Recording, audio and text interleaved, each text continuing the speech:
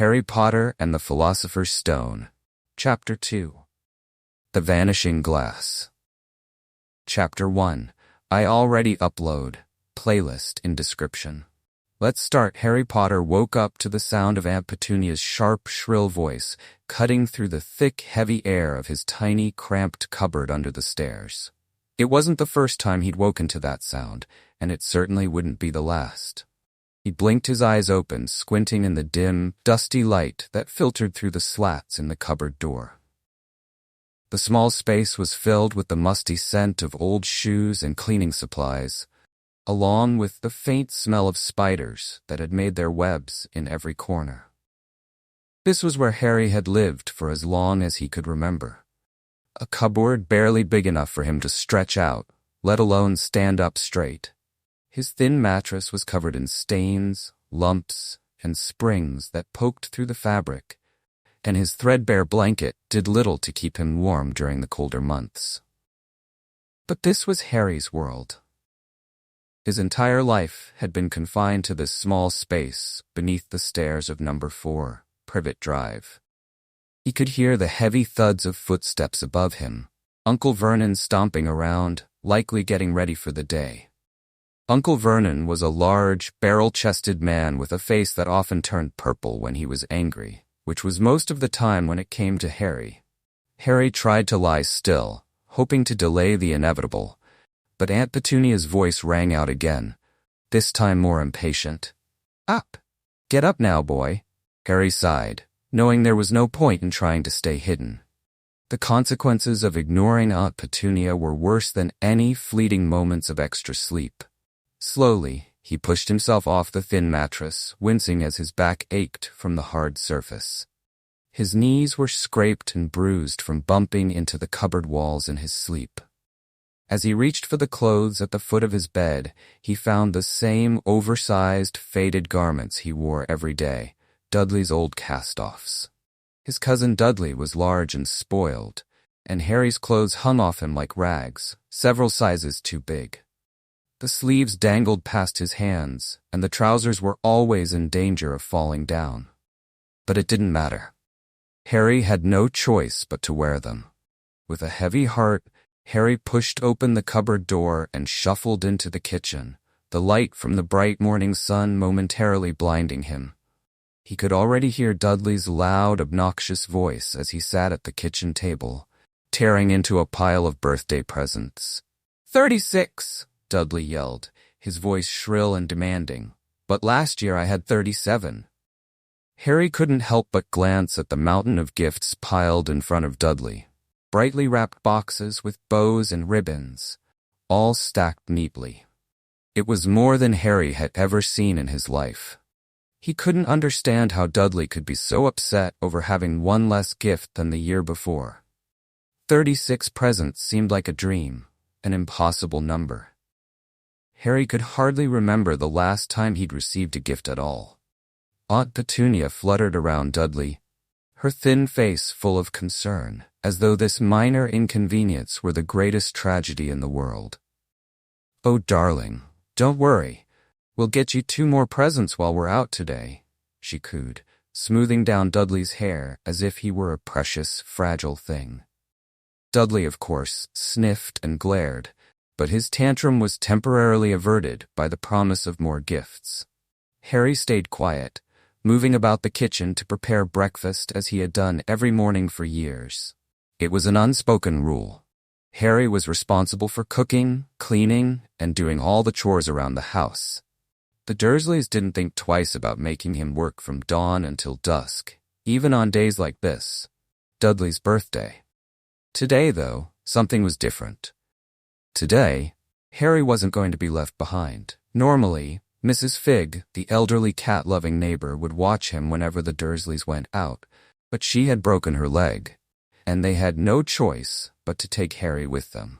It wasn't that Harry expected a fun day at the zoo. In fact, he dreaded the trip. He knew full well that one wrong move, one misplaced word, would have the Dursleys fuming. But still, the thought of leaving the house, even if just for a little while, brought a spark of excitement to Harry's otherwise monotonous life. He wasn't used to going anywhere, School, home, and the cupboard, that was his world. So, as he cooked the bacon and eggs, trying not to burn anything, a small part of him couldn't help but feel hopeful.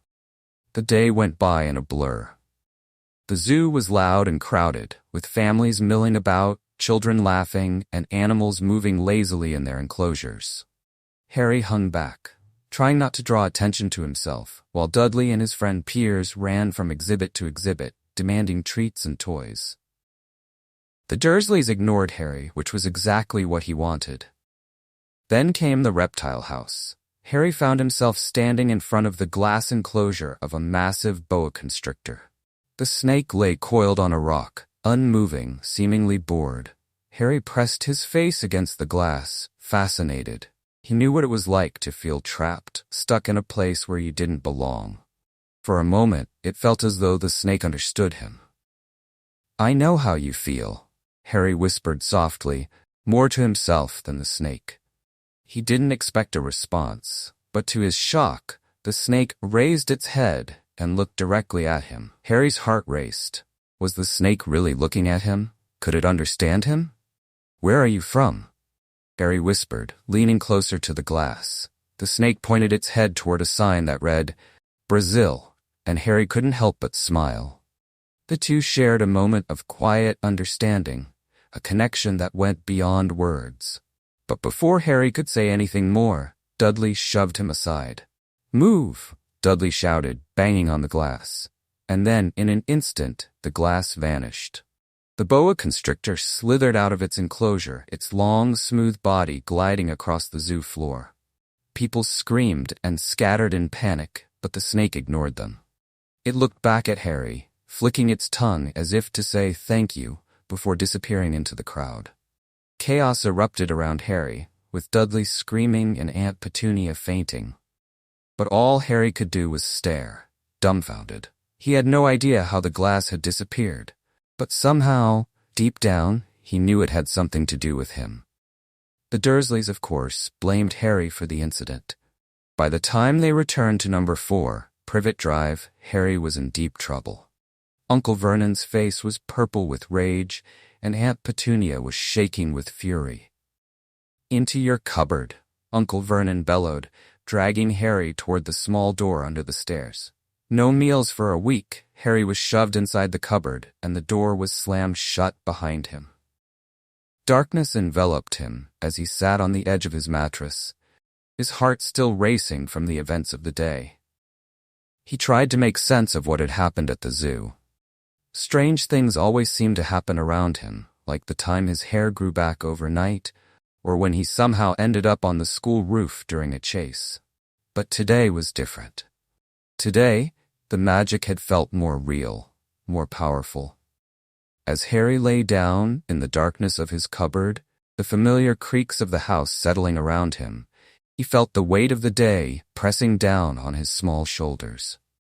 The darkness inside the cupboard was almost suffocating, but Harry had grown used to it. It was as though the small, confined space mirrored the way he felt inside, trapped, unseen, and unheard. The slats above him allowed faint streams of light to filter through, casting thin shadows across the cramped walls, but they did little to chase away the feelings of loneliness that had built up over the years. He pulled the thin, threadbare blanket up to his chin, though it didn't do much to keep him warm. The chill from the night seeped into the cupboard's corners, and Harry's small frame trembled slightly. He curled up, knees pulled to his chest, trying to make himself as small as possible in the already claustrophobic space. His mind raced with the events of the day. The vanishing glass, the snake, Dudley's screeching, Uncle Vernon's furious face. It was all so strange, so overwhelming. He tried to make sense of it, but no matter how hard he thought about it, the pieces just didn't fit together. Why had the glass disappeared? And how had the snake understood him? Harry didn't have answers, but deep down, he felt a strange, unspoken truth that something about him was different. Something beyond the Dursleys' insults or the way they treated him. He had known for years that he wasn't like Dudley or the other kids at school, but this was something else entirely. The incidents that had followed him all his life, the impossible things that happened whenever he was scared or angry, now seemed more real, more significant. But there was another feeling gnawing at Harry's mind, something that had always been there, just beneath the surface. The feeling of being unwanted. The Dursleys had never missed a chance to remind him that he was a burden, an inconvenience. As long as he could remember, Harry had been told that he was nothing, that he didn't belong. He thought back to the early days when he had asked about his parents, about who he was, only to be met with cold, dismissive responses.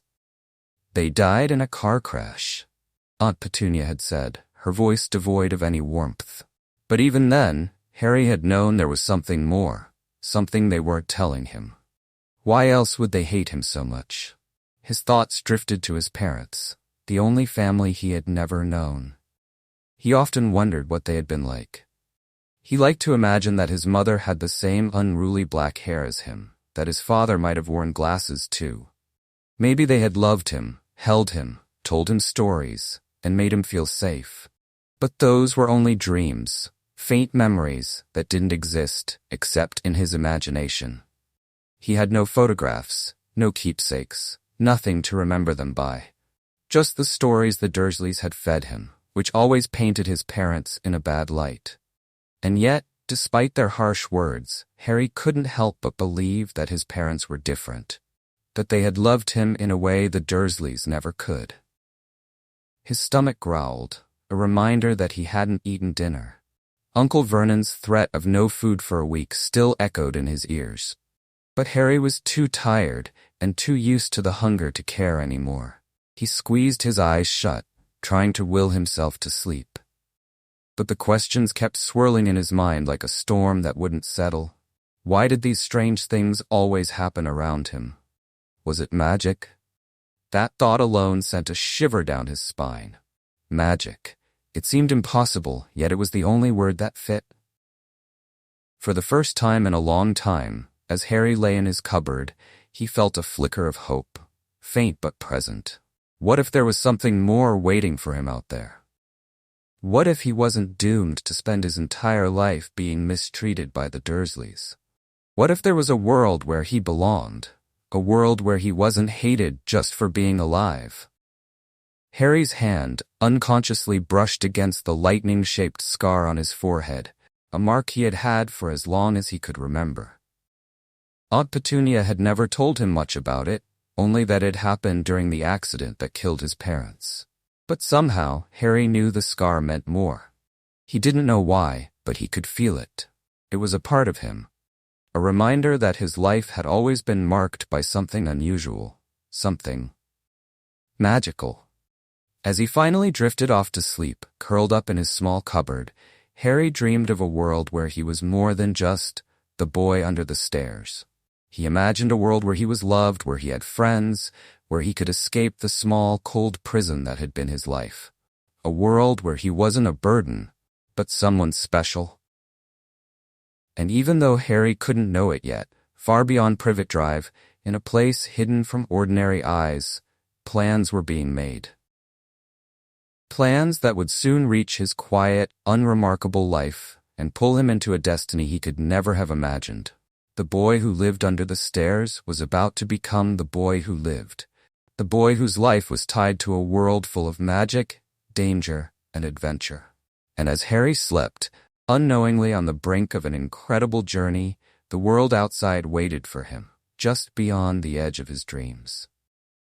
I've deepened the emotional reflection here and expanded the ending to give more significance to Harry's feelings of isolation, mystery, and the subtle hint of magic to come. Let me know if you'd like to tweak anything else.